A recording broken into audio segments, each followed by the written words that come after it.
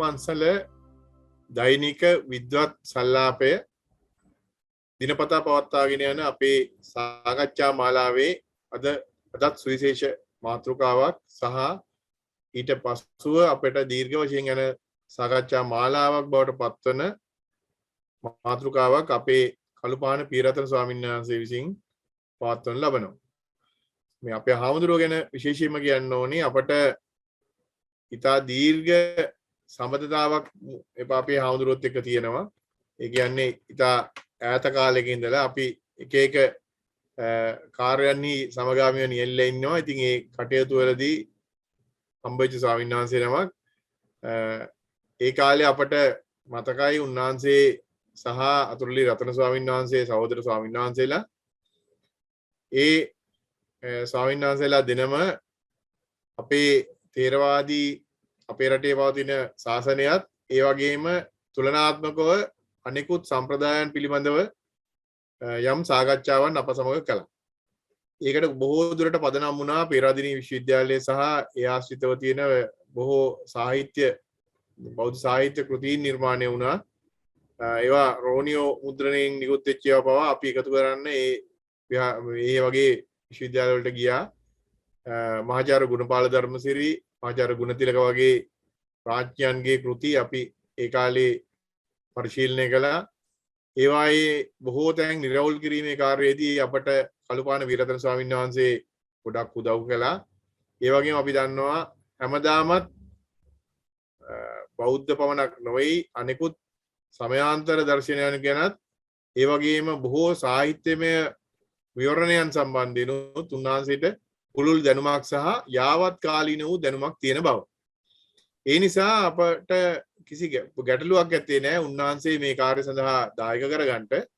මොකද මේ හැකියාව සහිත ස්වාමීන් වහන්සේ නමක් වීම. ඒ වගේම උන්වහන්සේගේ අධ්‍යයනය ප්‍රාචීන පමණක් නොවේ ප්‍රතිචීන වෙනතුත් භාෂාන් සම්බන්ධයෙන්ුත් අපේ හාමුදුරුවන්ගේ ලොකු පරිචයක් තියෙන නිසා උන්වහන්සේට හැම විටම වාගේ දර්ශනය දේශපාලනය සමාජය පිළිබඳව විග්‍රහයක් තිබුණ ස්වාමීන් වහන්සේ නමක්. ඒ නිසා උන්වහන්සේගෙන් අපට පුළුල්ව අධ්‍යයනයක් කරන්න පුළුවන්කම ලැබෙයි කියලා බලාපොරොත්තු වෙනවා. ඒ නිසා උන්වහන්සේ බෞද්ධ සාහිත්‍ය සහ බෞද්ධ දර්ශනය පිළිබඳව සහ ඒ සමයාන්තර විකාශනය පිළිබඳව කතා කරනවා දේශනා කරනවා වගේම අපිට ඊට පරිබාහිරව ගත්තාම මේ සමාජයේ වඩා යහපත සඳහා ගෙන යන වැඩපිළිවෙලක උන්වහන්සේගේ විශාල අනුශාසනාමය කාර්යයක් අපි අපේක්ෂා කරනවා. ඒ නිසා අපට උන්වහන්සේ හුදු දේශකයෙක් පමණක් දේශකයන් වහන්සේ නමක් පමණක් නොවේ. උන්වහන්සේ අපට කවදත් මඟ පෙන්නපු සුවිශේෂ ස්වාමීන් වහන්සේ නමක්. ඒ නිසා මා වැඩි කාලය ගන්න නැතුව ආරාධනා කර සිටිනවා ඊටාම ගෞරවපූර්වක අපේ කළුපාන පීරතන ස්වාමීන් වහන්සේට අපට පහදා දෙන්න කියලා බුදුන් වහන්සේ ජීවමාන වන බුද්ධත්වයට පත්වෙන ඒ සමකාලීන ಭಾರತೀಯ ස්වභාවය පිළිබඳව ප්‍රවේශයක් ලබා ගනිමින් ඉදිරියේදී විවිධ සම්ප්‍රදායන් බෞද්ධ සම්ප්‍රදායන් පිළිබඳව සහ ශාසනීය ඉතිහාසය පිළිබඳව එහි විශේෂ අවස්ථාවන් සහ ඒ හැරුම් ලක්ෂ පිළිබඳව උන්වහන්සේගේ දැනුමින් විදක් අපට ලබා දෙන්න කියලා ඉතා ගෞරවයෙන් নমස්කාර පූර්වක උන්වහන්සේට ආරාධනා කර සිටිනවා. අවසරයි ස්වාමීනි. සියලු දෙනාටම සුබ සන්ධ්‍යාවක් වේවා. අද මාතෘකාව හැටියට තියාගෙන තියෙන්නේ බුදුරජාණන් වහන්සේ පහළ වූ සමාජ පසුබිම ඒ බුදු ධර්මයේ පහළ වීමට බලපාන ලද කරුණු කාරණා සම්බන්ධයෙන් බොහොම සරලව ටිකක් කතා කරන්න. සාමාන්‍යයෙන් ලෝකයේ ඕනෑම ව්‍යාපාරයක් නිකන් පහළ වෙන්නේ නැහැ. යම්කිසි කරුණු කාරණා රාශියක් ඒ ව්‍යාපාරයක් පහළ වීම සඳහා හේතු වෙනවා. උදාහරණයක් හිත ගන්නව නම් අපි කවුරුත් දන්න කියන මාක්ස්වාදී සමාජවාදී ක්‍රමය ඇතුලේ ඒගොල්ලෝ ඒ එක විග්‍රහයක් තමයි විප්ලවයක් ඇති වෙන්න සමාජ පෙරලියක් ඇති වෙන්න අවශ්‍ය කරන මූලික කාරණා දෙකක් තියෙනවා. එකක් තමයි විෂය මූලික સિદ્ધාන්ත සම්පූර්ණ වෙන්න ඕන, අනිත් එක මනෝ මූලික સિદ્ધාන්ත සම්පූර්ණ. විෂය මූලික સિદ્ધාන්තය කියලා කිව්වේ ඒ සමාජ ප්‍රවාහය තුල ඇති වෙන යම් යම් කරුණු කාරණා. මනෝමූලික સિદ્ધාන්තය කියලා කිව්වේ මේ සමාජ ක්‍රමයේ වෙනස් කරන්න අවශ්‍යයි කියන මානසික හැඟීම, කල්පනාව, සිතුවිල්ල පුද්ගලයන් තුළ ඇති වෙන. මේ කියන විෂය මූල හා මනෝමූල කරුණු කාරණා දෙකම සම්පූර්ණ වීමෙන් විතරයි යම්කිසි ව්‍යාපාරයක්, සමාජ පෙරළියක්, ඒ වගේ දෙයක් ඇති වෙන්නට පුළුවන්කමක් තියෙනවා. ඒ විදිහෙන් කල්පනා කරලා බැලුවහම යම් තැනක මිනිසුන්ට කොච්චර උමනාව තිබුණත් මනසේ යම්කිසි සමාජ ක්‍රමයක් වෙනස් කරන්න ඕන, යම්කිසි ව්‍යාපාරයක් පහළ කරන්න ඕන, යම්කිසි වැඩපිළිවෙලක් ඉදිරියට අරගෙන යන්න ඕන. ඒකට අවශ්‍ය කරන සමාජමය තත්ත්වයන්, විෂය මූලික තත්ත්වයන්, සමාජ ක්‍රමය තුල ඒකට අවශ්‍ය කරන යම් දේවල් සම්පූර්ණ වෙලා නැත්නම් අපි කොයිතරම් උත්සාහ කරත් ඒ ක්‍රමය අරගෙන යන්න පුළුවන් කමක් නැහැ. ඒ වගේම සමාජ ක්‍රමයක් තුල කොයිතරමකට ඒ කියන විෂය මූල තත්ත්වයන් උද්ගත වෙලා තිබුණා සමාජ පෙරළියකට අවශ්‍ය කරන යම් කරුණු කාරණා සාධක සමාජය තුල ඇති වෙලා තිබුණත් මිනිසුන්ගේ හිත්වල මනෝමූලික තත්ත්වයන් සමාජය වෙනස් කරන්න ඕනෑ කියන තත්ත්වයන් ඇති වෙලා නැතිනම් ඒ සමාජ ක්‍රමයේ ඒ පෙරළිය වෙනස් කරන්න පුළුවන් කමක් නැහැ. ඒ විදිහෙන් කල්පනා කරලා බැලුවාම බුදුරජාණන් වහන්සේගේ පහළවීම, බුදු ධර්මයේ පහළවීම මේක කරා ව්‍යාපාරයක් මේක. අපි අද ශාසනය කියලා කිව්වට, අපි අද බුද්ධාගම කියලා කිව්වට, නැතිනම් බෞද්ධ දර්ශනයකවත් මොකක් කිව්වත් මේක හුදු දාර්ශනික කතාවක් නෙවෙයි. මේක විශාල සමාජ ව්‍යාපාරයක්. ඒ සමාජ ව්‍යාපාරයේ ඇති වෙන්නත් හේතු වෙච්ච කරුණු කාරණා රාශියක් තියෙනවා. එතකොට උන්වහන්සේ පහළ වෙන්නේ මහා භාරතයේ. ඉන්දියාවේ කියලා කියන්නේ අපි මේ මෑතකදී බටහිර ජාතීන් විසින් හදාපු නම. එතකන් පාවිච්චි කළේ මහා භාරතය එහෙම නැත්නම් ಭಾರತ වර්ෂය කියන්නේ. සින්දු නදිය ආශ්‍රිතව පවතින නිසා හින්දු කියලා, ඉන්දියාව කියලා අද නම් කරලා තිබුණත් ඒ කාලේ මේක මහා භාරතය කියලා තමයි සඳහන් කරන්නේ. මේ මහා භාරතයේ ඇතිවෙච්ච සමාජ විකාශනයේ හා දාර්ශනික විකාශනයේ ප්‍රතිඵලයක් හැටියට තමයි ක්‍රිස්තුපූර්ව 6 වෙනි සියවසේ බුදුරජාණන් වහන්සේගේ පහළවීම සිද්ධ වෙන්නේ. උන්වහන්සේගේ පහළවීම මේ ක්‍රිස්තුපූර්ව 6 වෙනි සියවසේ ඇති වෙන්නේ ඊට කලින් ඇතිවෙච්ච සුවිශාල සමාජ ආගමික මතවාදීමය වෙනස්කම් වල ගැටීම් වල ප්‍රතිඵලයක් හැටියටයි. අපි එතනට යනවා නම් අපි කල්පනා කරන්න ඕන ඒ සමාජ දාර්ශනික ආගමික ඒ ප්‍රවාහය පටන් ගත්තේ කොතනින්ද? ඒක බුදුරජාණන් වහන්සේ දක්වා ආවේ කොහොමද කියන එක පිළිබඳව අපි ටිකක් කල්පනා කරන්න ඕන. සාමාන්‍ය සම්ප්‍රදායක් තියෙනවා දාර්ශනිකයන් අතර කතා වෙන කතාවක් තියෙනවා. ಭಾರತೀಯ දාර්ශනික චින්තාවන්ගේ අග්‍රඵලය බුදු සමය කියලා. ඒ දාර්ශනික චින්තන ධාරාව ගලාගෙන ඇවිල්ලා ඒක උච්චතම ස්ථානයට ගිය තැන හැටියට තමයි බෞද්ධ දර්ශනය සඳහන් කරන්නේ. මම බෞද්ධ දර්ශනය කියන වචනය වැඩි පාවිච්චි කරන්න කැමති නැහැ. මොකද දැන් කාලේ ඒක පාවිච්චි කරන්නේ වෙන අර්ථයකින්. හුඟක් දෙනෙක් කතා වෙනවා අපි බුද්ධාගම්කාරයෝ නෙවෙයි අපි බෞද්ධ දාර්ශනිකයෝ කියලා. ඉතින් ඒක පාවිච්චි කරන්නේ වෙන අර්ථයකින්. ඒ නිසා මම බෞද්ධ දර්ශනය කියන වචනේ තරම් පාවිච්චි කරන්න කැමති නෑ. මම බෞද්ධ ධර්මයේ කියන වචනේ පාවිච්චි කරන්නම්. මොකද අපි සඳහන් කරන්නේ අපේ ත්‍රිපිටකයේ සඳහන් වෙන්නේ ධම්ම විනය. යෝ ඉමස්මින් ධම්ම විනේ අපමත්තෝ විහෙස්සති. මේ ධර්ම විනය දෙකේ චිත්තය තමයි බෞද්ධයෝ කියලා කියන්නේ. ඒ නිසා මම බෞද්ධ ධර්මයේ කියන වචනේ පාවිච්චි මේ බෞද්ධ ධර්මයේ බෞද්ධ ධර්මයේ පටන් ගැනීමේ ආරම්භ වීමේ සිද්ධාර්ථ ගෞතම බුදුරජාණන් වහන්සේ පහළ වීමේ ඒ අවස්ථාව තාම ඈත අතීතයකට දිව යනවා. අපි බෞද්ධ සම්ප්‍රදාය ඇතුලේ කියනවා සාරාංශක කල්පලක්ෂයක් පෙරම් පුරලා දසපාරමිතා ධර්මයන් සම්පූර්ණ කරලා මේ ධර්මයේ සොයාගත්තා කියලා. ඒක ආධ්‍යාත්මික වශයෙන් අපි ඒ බුදුහාමුදුරන්ගේ ඒ පිබිදීම ධර්මය අවබෝධ කර ගැනීම විග්‍රහ කරනවා. ඉතිහාසමය වශයෙන් ගත්තාම ක්‍රිස්තු පූර්ව යුගවලදී ඉන්දියාවේ ආර්ය ආක්‍රමණයේ සිදුවීම දක්වාම මේ ඉතිහාසය කරා ගමන් කරන්න පුළුවන්. සාමාන්‍ය සම්ප්‍රදාය කියවෙන්නේ ක්‍රිස්තු පූර්ව 1700 1800 වගේ ගණන් වලදී ආර්යයන් සංක්‍රමණය වුණා කියලා අද මේ අපි ඉන්දියාවේ කියන භූමියට. ඒ ඉන්දියාවේ කියන භූමියට මේ ආර්යයන් සංක්‍රමණය වෙද්දී ඔවුන් ඉන්දිය ජාතියක්, ඒ වගේම එක තැනක හිටින්නේ නැති ඇවිදගෙන යන ජාතියක්. ඒ Taman බොහෝ වෙලාවට කියනවා පර්සියාවෙන් සංක්‍රමණය වුණා කියලා. මහා පඬිත රාහුල සාංකෘත්‍යායන වගේ පඬිවරු කියනවා රුසියාවේ ස්ටෙප්ස් අනබිම් වලින් මේ ආර්යයන් සංක්‍රමණය වීම සිද්ධ වුණාය කියලා. ඉතින් කෙසේ වෙතත් ආර්යයන්ගේ සංක්‍රමණය ඉන්දියාව දක්වා සිදු වෙනකොට ඒ අතරමඟදී ඔවුන්ගේ චින්තනයේ යම්කිසි වර්ධනයක් වෙලා තිබුණා. ඒ චින්තනයේ වර්ධනය තමයි අපි අද වේද හැටියට දකින්නේ. ඍග්වේදය, යජුර්වේදය, සාමවේදය, අථර්වණ වේදය මේ ආදී චතුර් වේදයක් ගැන සඳහන් කරනවා. චතුර් වේදය ටිකක් පසු කාලීනයි. බුද්ධ කාලයේ වන විට තිබුණේ ත්‍රිවේදය ගැනයි. මේ ත්‍රිවේද පාරප්පත්තා කියලා සමහර පුද්ගලයන් පිළිබඳව ත්‍රිපිටක ධර්මයේ සඳහන් වෙනවා. ඒ ආර්යයන්ගෙන් තමයි ඒ ගමනේදී තමයි ආර්යයන්ට මේ ත්‍රිපිටකයේ මේ ත්‍රිවේදය සංවර්ධනය කිරීමේ අදහස් ලැබෙන්නේ. මගතොටේ දකින යම් යම් දේවල්, මගතොටේ හමු වෙන යම් යම් ස්වභාවික සිද්ධීන්, ඒවා දේවත්වයට නගලා යම්කිසි බහුදේවවාදී ආගමක් ආර්යයන් ඉන්දියාවට සංක්‍රමණය වන විට අරගෙන ආවයි කියලා අපිට සඳහන් කරන්න පුළුවන්. ඒ ආර්ය සංක්‍රමණයේ ප්‍රධානිය හැටියට ඉන්ද්‍ර කියන පුද්ගලයා සඳහන් වෙනවා. පසු කාලීනව ඔහු සක්‍ර දේවේන්ද්‍රයා බවට පත් වෙනවා.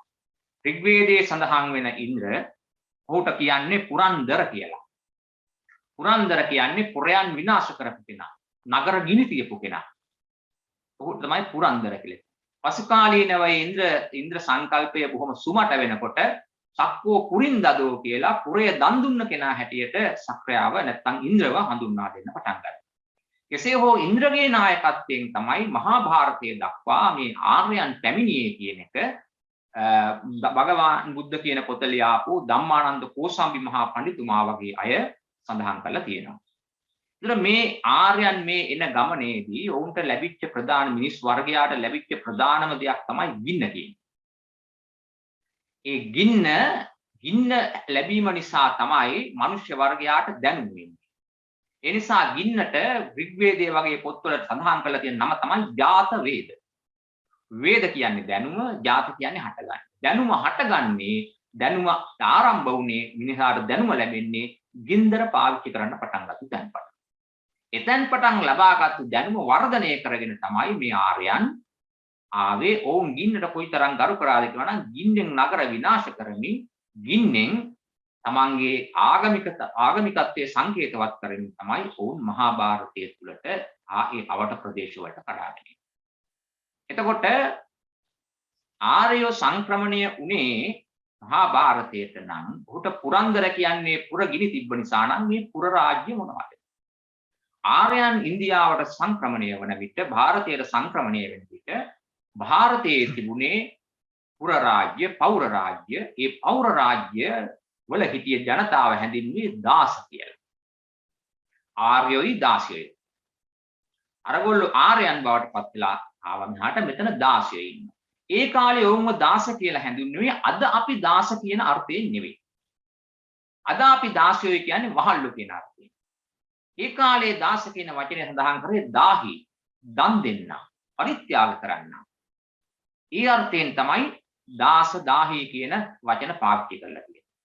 එතකොට ඉන්දියාවේ අපි අද දන්නවා මොහෙන්ජදාරෝ, හරප්පා වගේ මහා නගර රාජ්‍ය, ඒ විතරක් නෙවෙයි තව තව රාජ්‍ය අද නටබුන් වශයෙන් හම්බ වෙනවා. ඒවයි මේ දාස ජනයා වාසය කරන්න පටන් ගත්තා. පසු කාලයක උන් අනාර්ය වශයෙන් අරගොල්ලන්ට ආර්ය කියලා නම දෙන්නවහම මේගොල්ලෝ අනාර්ය වශයෙන් සඳහන් කරා. ඒ අනාර්යයි කියාපු සමහර වෙලාවට කළු පැහැය ගත්තා වූ මේ දාස ජනතාව ආයුධ පිළිබඳව ඒ තරම් අවබෝධයක් තිබිච්ච අය නෙවෙයි. පුරයන් ගිනි තියන ආක්‍රමණය කිරීම පිළිබඳව විශ්වාසයක් තබාපු අය නෙවෙයි. සාමකාමී ජාතියක් හැටියට තමයි දාසයන්ව හඳුන්ලා තියෙන නැත්නම් අනාර්යයන්ව හඳුන්ලා තියෙන. ඔවුන්ගේ සංස්කෘතිය උනේ ශ්‍රමණ සංස්කෘතිය. යතිවරු වුන්ට හිටියේ පිඬුසිඟා යමි වනේ වනාන්තරවල බණ භාවනා කරමින් අහිංසාව දේශනා කරමින් ඒ වගේම චිත්ත පාරිශුද්ධිය ගැන කතා කරපු යතිවරුන් ඒ යුගයේ ඒ අනාර්ය ජනතාවට එහෙම නැත්නම් දාස ජනතාවට අවවාදානුශාසනා කරමින් ඒ පෞර රාජ්‍යයන් තුල සැරිසරන්නට පටන් ගත්තා. ඒ සැරිසරු යතිවරුන්ගේ අවශ්‍යතාවයන් ඉටු කිරීම, දානමාන ආදී දීම, ඒ වගේම ඒ යතිවරුන්ට අවශ්‍ය කරන සිව්පසය සපයා දීම මේ දාස ජනතාවගේ අතින් සිදු වෙන දෙයක්. අන්‍යෝන්‍ය වශයෙන් ඔවුන්ට අවවාදානුශාසනා කිරීම යතිවරුන්, ඍෂිවරුන්, මුනිවරුන් ඔය ආදී නම් වලින් හඳුන්වනවා. විශේෂයෙන් මුනි කියන වචනේ, ශ්‍රමණයන් කියන වචනේ, යති කියන වචනේ හඳුන්වනවා. ඒ අය ඒ දාස ජනතාවට යම්කිසි ආකාරයක අවවාදානුශාසනා කිරීමක් කළා. දැන් මොහින්දජාරෝ වගේ තැන් වලින් හම්බ වෙන අර යෝගීවරයේ ගීතාව පැරණි සංකේතය. ඒ වගේම බෝකොලයක හැඩය, ස්ත්‍රී යෝනියේ හැඩය, ඒ වුන් මුල් කාලීනව වන්දනාමාන කළ මේ යති සංස්කෘතිය, ශ්‍රමණ සංස්කෘතියේ සංකේතයන් හැටියට තමයි ඉතිහාසඥයන්, පුරාවිද්‍යාඥයන් හඳුන්වා දෙන්නේ. ඒතර මේ විදිහට කඩාගෙන පැනපු ඉන්ද්‍ර ප්‍රමුඛ ඒ ආර්ය ජනතාව මේ පුරයන් සමුල ඝාතනය කරමින් මේවා ගිනි තබමින් ඒ පුරවරයන් අල්ලා ගන්නට පටන් ගත්තා. ඒ අල්ලා ගැනීමේදී අර ආර්ය ජාතියන් අතින් අර දාසයන් එහෙම නැත්නම් අනාර්යයන් විනාශයටපත් වුණා. විනාශයටපත් වූ පිරිස පසුබෑගෙන මහා භාරතයේ දක්ෂිණ ප්‍රදේශයේ දක්වාම පහුබෑගෙන ගියා. සමහරු තැන් වල කුඩා කණ්ඩායම් වශයෙන් ඉතුරු වුණා. අර ශ්‍රමණයන්ට කිසිම අවස්ථාවක් දුන්නේ නැහැ. මොකද ඒ වන විට අර ආර්යයන් තුල බ්‍රාහ්මණ සංස්කෘතිය මතුවෙමින් පැවතුනේ. ඒ නිසා බ්‍රාහ්මණ සංස්කෘතිය තුල ඒ ශ්‍රමණයන්ට අවස්ථාවක් ආවේ නැහැ. ඒ නිසා ඔවුන් කියනවා ඒ ශ්‍රමණයන් සියල්ලම විනාශ කරා කියලා. ඉන්ද්‍ර එක්තරා අවස්ථාවකදී ඖෂධකී කියන උපනිෂදයේ සඳහන් වෙනවා. ඔහුගේ ක්‍රියාවන් පිළිබඳව කියන වෙලාවේදී මම අරූර්මග කියන යතිවරයාව සුනකයන්ට බිලි කරා. ඒ කියන්නේ ඒ පැරණි පොත්පතේ සඳහන් වෙනවා සුනකයන් රංචු පිටින් මුදා හැරලා අර වීතිවල සැරිසරමින් හිටපු යතිවරුන් ශ්‍රමණයන් විනාශයටපත් කරා කියලා. අරූර්මග කියන යතිවරයාගේ නම කියලාම කියනවා මම අරූර්මග යතිවරයාව සුනකයන්ට බිලි කරා. ඒකෙන් පේනවා මේ අරූර්මග කියන යතිවරයා යම්කිසි ප්‍රධානත්වයක්, ප්‍රබලත්වයක් දරමින් මේ පෞර රාජ්‍යයන්ගේ, දාස රාජ්‍යයන්ගේ හිටපු කෙනෙක්. මේ විදිහට ಭಾರತයට කඩා වැදෙන, ಭಾರතය අල්ලගන්න ඒ ආර්ය සංස්කෘතිය ටිකෙන් ටික පැතිරලා යනවා. අර ශ්‍රමණ සංස්කෘතිය මුළු ගැන්විලා ඊටාම කුඩා රාජ්‍යයන් වලට දක්ෂිණ දේශයට ඒවට ගමන් කරනවා. මේ ආර්ය සංස්කෘතියේ ප්‍රධානම ප්‍රවාහකයා හැටියට බ්‍රාහ්මණයන් හැඳින්වුණා. ඒ වන විටත් ඍග්වේදය සම්පූර්ණ වෙමින් පැවතිලා ඍග්වේදය ඉන්දියාවේ සම්පූර්ණ වෙනවා. ඍග්වේදයේ සඳහන් වෙන ආකාරයට ලෝකය මැව්වේ මහා බ්‍රහ්මන් විසින්. බ්‍රහ්මන් මවාපු ලෝකයේ මිනිස්සු කොටස් 4කට බෙදලායි මවන්නේ. බ්‍රාහ්මනෝෂ්‍ය මුක්මාසීත්, බාහු රාජන්‍යක් පුත, පූර්ව තදශ්‍යත් වෛශ්‍යත්, අභ්‍යාං සුද්ධෝ අජායත කියලා පුරුෂ සුක්තේ සඳහන් වෙනවා. කොහොමද මේ විශ්වය මැව්වේ කියන එක බ්‍රහ්මන් විසින්. මේ මැවීමේදී බ්‍රාහ්මණයන්ට දෙනවා අධ්‍යාපනය හා අවශ්‍ය කරන ඥාන දානය කිරීමේ මේ අවස්ථාව. ක්ෂත්‍රියන්ට ලබා දෙනවා රාජ්‍ය පරිපාලනය කිරීමේ අවස්ථාව. වෛශ්‍යයන්ට ලබා දෙනවා වෙළඳාම, ගොවිතැන ආදී කටයුතු. ශුද්‍රයන්ට අනිත් අයට දාසකම් කිරීම බාධා. මෙන්න මේ සන්දර්භය තුල තමයි ආර්ය සංස්කෘතිය ගොඩනැගෙන්නේ. විශේෂයෙන් චාතුර්වර්ණයේ පදනම් කරගෙන. චාතුර්වර්ණයේ පදනම් කරගෙන බ්‍රාහ්මණයන් ඒ ආර්ය සංස්කෘතිය මුළු ಭಾರತයේ පුරාම පතුරවා. එතකොට අර ශ්‍රමණ සංස්කෘතියේ ඉතුරු වෙච්ච කොටස්, මේ ශ්‍රමණ සංස්කෘතියේ යම් සම්ප්‍රදායන් හැටගනිමින් ಭಾರತයේ යම් තැන්වල බ්‍රාහ්මණ විරෝධයටත් මුහුණ දෙමින්, බ්‍රාහ්මණයන්ගේ නොයෙක් ආකාරයේ කෙනෙහිලිකම් වලට මුහුණ දෙමින් අර සංස්කෘතියේ යම් අංගයන් රැකගනිමින් තැන්වල පළපදියම් වෙමින් තිබුණා. මෙහෙම තමයි මේ සංස්කෘතික ප්‍රවාහය ආරම්භ වෙන්නේ. එතකොට ඉන්දීය භූමියට එන ආර්යයන්ගේ ඍග්වේදය තුල තියෙන්නේ බහුදේව සංස්කෘතියක්. ඉන්ද්‍ර, වරුණ, අග්නි, යම ඔය ආදී වශයෙන් විවිධ දේව සංකල්පයන් ගැන සඳහන්. මෙන්න මේ සම්ප්‍රදාය තුල බ්‍රාහ්මණයන් මේක වර්ධනය කරමින් යන්නට පටන් ගත්තා. මේ චින්තන ධාරාව වර්ධනය කරමින් යන්නට පටන් ගත්තා. ඒ චින්තන ධාරාව වර්ධනය කරගෙන යාමේදී ඔවුන් අර යටි සංස්කෘතියේ ශ්‍රමණ සංස්කෘතියේ තිබිච්ච යම් යම් අංග ඒවා තුළට අන්තර්ගතයි.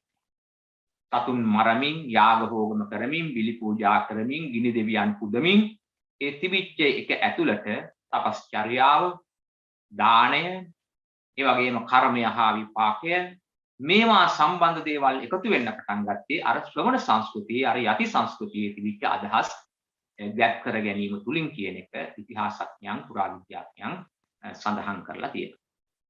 මේ ආකාරයට ඇතිවෙච්ච මේ සංස්කෘතිය කලක් විවිධලා විසිරීලා යනකොට දේශපාලන වශයෙන් යම් යම් තැන්වලට මම සම්පූර්ණ විග්‍රහ කරන්න යන්නේ නැහැ. ඒ වුණොත් ශාල වෙලාවක් ඒ සම්බන්ධව යනවා.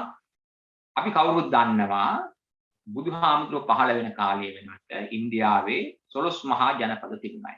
අංගමගධ, කාසි, කෝසල, වජ්ජිමල්ල, කේතිවත්ස, කුරුපංචාල ඔය ආදී වශයෙන් සඳහන් වන 12 මහා ජනපදයක්. ඒ ජනපද අතර ගණතන්ත්‍ර රාජ්‍යයන්. ගණතන්ත්‍ර රාජ්‍ය කියලා කිව්වේ කුඩා රාජ්‍ය. ඒවා හරියට අද අපේ පළාත් සභාව වගේ.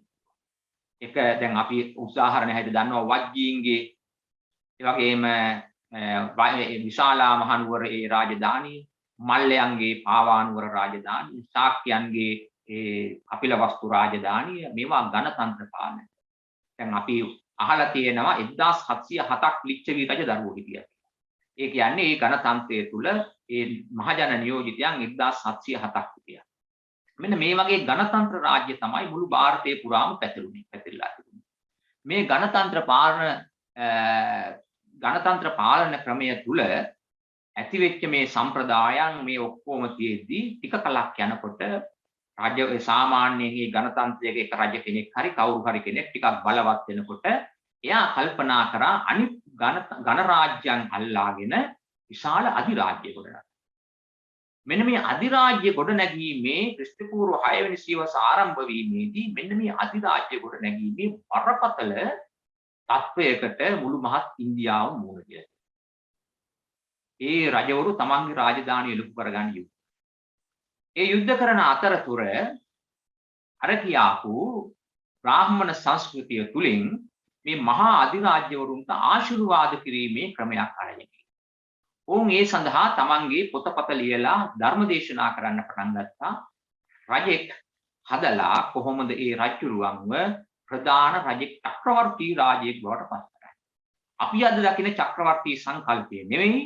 එදා ඒ චක්‍රවර්ති රාජ සංකල්පය කිව්වේ මුළු මහත් ಭಾರತ භූමියම එකට යුද්ධයෙන් යට කරගන්න මහා බලගතු අධිරාජයෙක් තමයි චක්‍රවර්ති.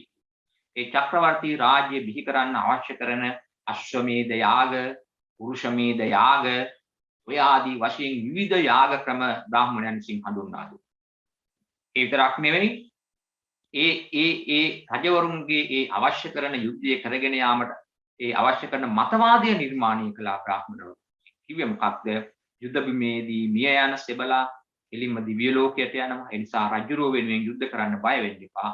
ඒක මහා බ්‍රහ්මන් ගාවට යන්න පුළුවන් තරමේ පිනක් කියලා බ්‍රාහ්මණයන් තමන්ගේ පොත්පත්වල ලියුවා. මේ යුද්ධය දිගට ඇදගෙන ගියා. මුළු ಭಾರತ සමාජෙම හිම්පත් වනතුරු මේ යුද්ධ අරගෙන ගියා.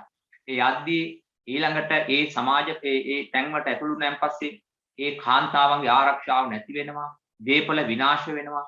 ඔවුන්ට අවසරයක් දීලා තිබුණ ජයග්‍රාහී සේනාවට ඕනෑම රටකට ඇතුළු වුණාම ඒ රටේ ඉන්න ඕනෑම අවිවාහක කාන්තාවක් තමන්ගේ භාර්යාවන් හැටියට ගන්න පුළුවන් කියලා. මේ කුඩා තරුණ කාන්තාවන්ට වෙන අසාධාරණ නිසා ಭಾರತೀಯ සමාජය තුළින් මේකට ක්‍රමයක් වතුනා. කුඩා දරුවන් විවාහ කරලා දෙනවා. මංගල සූත්‍රය බෙල්ලේ බඳිනවා. ඒ විවාහය නාමික විවාහයක්. හැබැයි මංගල සූත්‍රය බෙල්ල තියෙන නිසා අර දරුවන්ව බේරනවා අර කඩාපනින සේනාවන්. මෙන්න මේ වගේ තත්ත්වයක් දේශපාලන වශයෙන් ඒ සමාජය තුළ ඇති. මෙන්න මේ තත්ත්වයට විරුද්ධව කටයුතු කරන්න ඕන කියන මතයක් සමාජය තුළින් ඇති වුණා. ඒ විරුද්ධ මතවාදයේ තමයි අපි දැක්කේ යම් දාර්ශනික ආගමික චින්තාවන්ගේ. ඒ අර කරගෙන ආපු ආර්ය සංස්කෘතිය තුල බ්‍රාහ්මණ සංස්කෘතිය තුල ඇති කරගෙන ආපු මතවාදී මහා බ්‍රහ්මණ ලෝකයේ මැව්වා මහා බ්‍රහ්මණගේ නියෝජිතය නැත්නම් දෙවියන්ගේ ਸਰව බලධාරී දෙවියන්ගේ නියෝජිතයා තමයි මේ ඉන රජ්ජුරුව කරන හැම දෙයකම උදව් කිරීම දෙවියන්ට උදව් කිරීමක් කියන මේ සංකල්ප සාගම පාවිච්චි කරමින් යම් දේවල් කිරීම බ්‍රාහ්මණ සංස්කෘතියේ බ්‍රාහ්මණයන්ගේ තිබිච්ච ඒ ආධ්‍යාත්මික වශයෙන් තිබිච්ච පිරිහීම මේ සියල්ලම සමාජයේ විසින් නිරීක්ෂණය කළා. ඒකෙන් දැන් බ්‍රාහ්මණයන්ට ඒ කාලේ කිව්වේ ව්‍යාපක කියලා. ව්‍යාපක කියලා කියන්නේ බ්‍රාහ්මණය ධ්‍යාන භාවනා කරනවා. කලක් යනකොට ඔවුන් ධ්‍යාන භාවනා කිරීම නවත්තලා ගම් නගරවලට ඇවිල්ලා උගන්වන්න පටන් ගත්තා මිනිසුන්ට ශාස්ත්‍ර දානය කරන්න පටන් ගත්තා. එතනින් දැන් ඔවුන් හැඳින්වුවා අධ්‍යාපක කියලා. අධ්‍යාපක කියලා කියන්නේ ධ්‍යාන කරන්නේ නැහැ කියන. අධ්‍යාපන කියන වචනේ එන්නේ එතන. ඉතින් මෙන්න මේ වගේ විශාල සමාජ තුල දාර්ශනික වශයෙන් උත් සමාජීය දේශපාලන වශයෙන් උත් විශාල ගැටුමක් අරගලයක් ඉතුපුර 6 වෙනි සියවසේ සමාජය තුල දකින්න. මෙන්න මේ වෙලාවේදී මේ මුල් කැරැල්ල ඇති උනේ ක්ෂත්‍රියයන් අතරින්. ක්ෂත්‍රිය රාජකුමාරවරු අතර. ඒ ක්ෂත්‍රිය රාජකුමාරවරු අතර ඇති වෙච්ච කැරැල්ල තමයි ඒගොල්ලෝ කිව්වා ඒගොල්ලෝ තමයි යුද්ධ කරන්න යන්න වෙන්නේ. ඒගොල්ලෝ යුද්ධය ආදීනව දැක්කා. මේ කුඩා ගණතන්ත්‍ර පාලන ක්‍රමයන් විනාශ වෙන හැටි දැක්කා. මේවා දැක්කහම ඒගොල්ලෝ මොකද කරේ? ඒකට විරුද්ධව ඒ යුද්ධයට යන්නේ කොහොම යුද්ධය අතහැර දාලා ඊළඟට බ්‍රාහ්මණයන්ගේ සංස්කෘතියේ තියෙන ඒ යාග හෝම බිලි පූජා පුරුෂ මේද වගේ යාගයන්ට පවා එරෙහිව වුන් කිව්වා රටවල් ජයග්‍රහණය කරන එක නෙවෙයි නියම ජයග්‍රහණය තමා ජයග්‍රහණය කරන එකයි කියලා වනාන්තරේ. වනාන්තරයේ ඉඳගෙන තමන් ජයග්‍රහණය කරන්නේ කොහොමද කියන එක. වුන්ගෙන් තමයි උපනිෂද් මුනිවරුන් බිහි.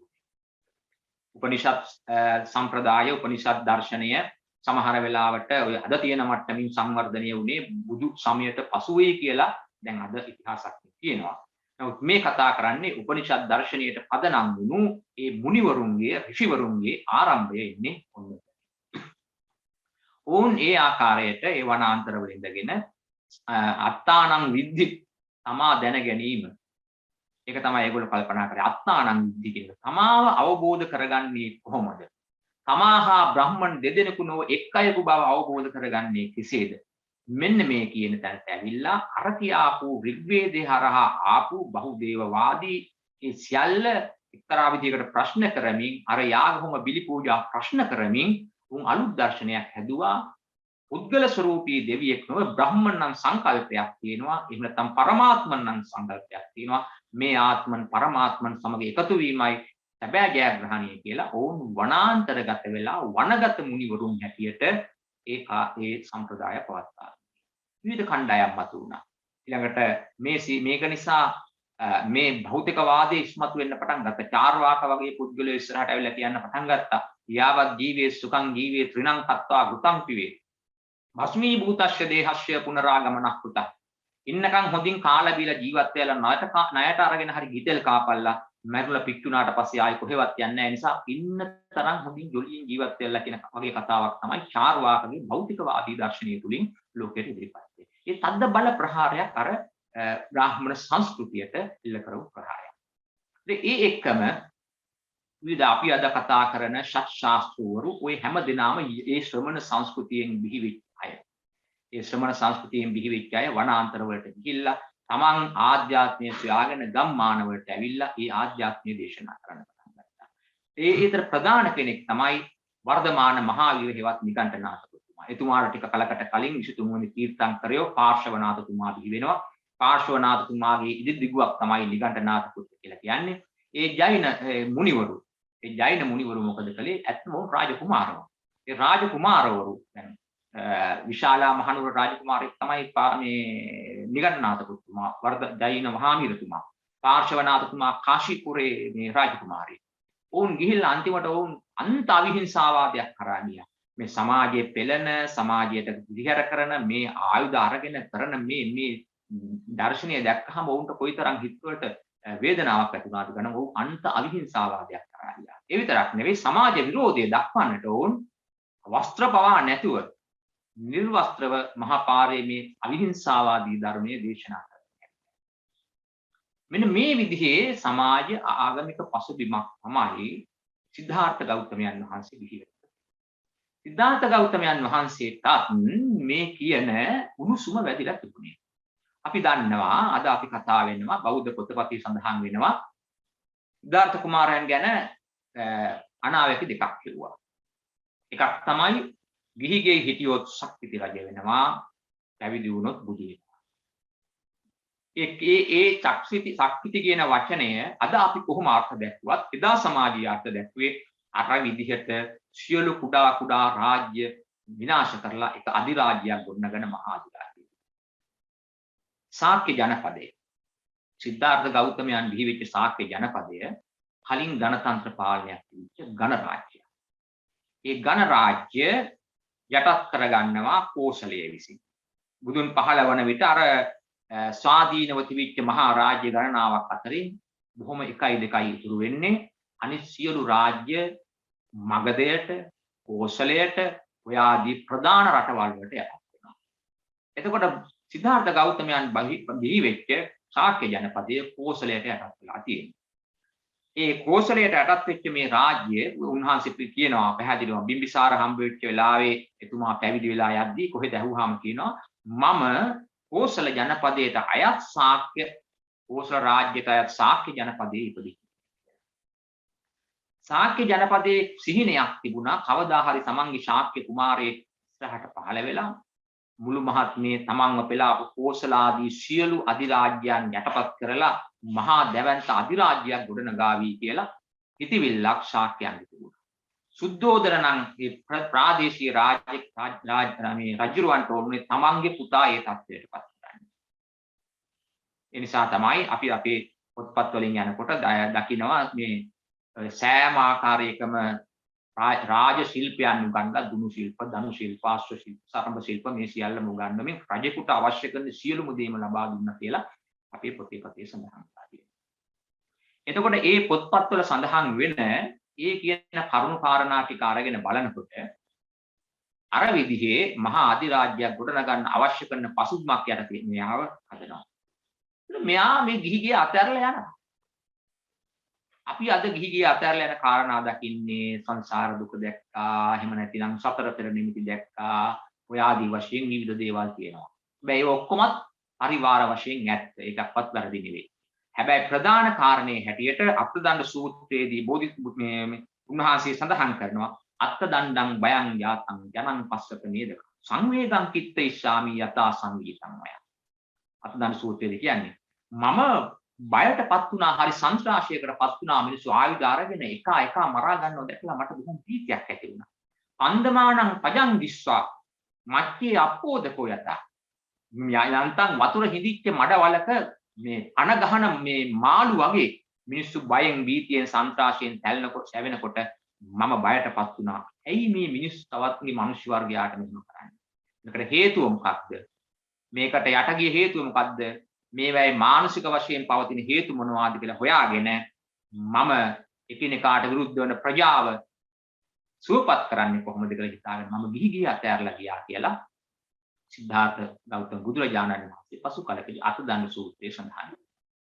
එනිසා අපට පේනවා මේ ආපු දේශපාලන සමාජ රටාව ඒ විදිහයි ඒ ක්ෂත්‍රිය කුමාරවරුන්ගේ කැරලි වල උච්චතම කැරල්ල තමයි සිද්ධාර්ථ ගෞතම වහන්සේ විසින් මේ අවස්ථාවේ කරලා.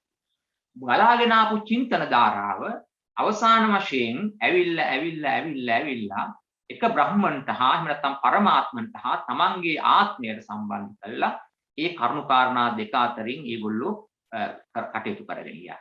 සිද්ධාර්ථ ගෞතමයන් වහන්සේ බුද්ධත්වයට පත් වෙලා පරමාත්මන් ප්‍රතික්ෂේප කරා. ආත්මන් ප්‍රතික්ෂේප කරලා ඒ ඉව බහුදේවවාදයකින් ඒකදේවවාදය කරා ඇවිල්ලා එතනින් සංකල්පයක් කරා ගිය චින්තන ධාරාව හඩලා බිඳලා විනාශ කරලා සංකල්ප විමුක්ත බවට පත් කරා. සංකප්ප උපදානය අයින් කරන්නයි කියලා උන්වහන්සේ දේශනා කළා. මේක තමයි චින්තන ධාරාවක් හැටියට ආපු අග්‍රඵලය. බහුදේවවාදයෙන් ගිනි පුදන අවුව වැස්ස ජලය ගින්න මේවා දේවත්වයෙන් පුදන චින්තනය මහා බ්‍රහ්මන් දක්වා ගිහිල්ලා එතනින් මහා බ්‍රහ්මන් පවා ප්‍රතික්ෂේප කළා. මිනිහාව බැඳලා තියෙන යදම් වලින් නිදහස් කරන චින්තනය මනුෂ්‍යන්ට ලබා දුන්නා. මේක කියනවා ලෝකේ තියෙන බලගතුම උපාදානීය සංකප්ප උපාදානීය කියලා. ඒ සංකල්ප වලින් කඩා බිඳ දැමීම තමයි සිද්ධාර්ථ ගෞතමයන් වහන්සේ බෞද්ධ ධර්මයේ සොයා ගැනීමෙන් ඉෂ්ට කළා කියන්නේ. ඉතින් මේ පිළිබඳව දීර්ඝ වශයෙන් කරුණු සාකච්ඡා කරන්න පුළුවන්. මම මේ බොහොම සරලව, කෙටිව, ඉතාම දීර්ඝ කතාවක් කිව්වේ. මේ සම්බන්ධයෙන් අවශ්‍ය කරන කෙනෙකුට තව කරුණු දැනගන්න අවශ්‍ය කරනවා නම් කිව යුතු පොතක් තමයි ධම්මානන්ද කෝසම්බිතුමන්ගේ භගවාන් බුද්ධ. තවත් පොත් ගණනාවක් ලියලා තිනවා. මම හිතන්නේ මේක බොහොම පැහැදිලිව විග්‍රහාත්මකව ලියලා තිනවා. එඩ්වඩ් ජේ තෝමස්ගේ බුද්ධ චරිතය විග්‍රහාත්මකව ලියලා තියෙනවා. ඉතින් මම හිතන්නේ ඒ වගේ.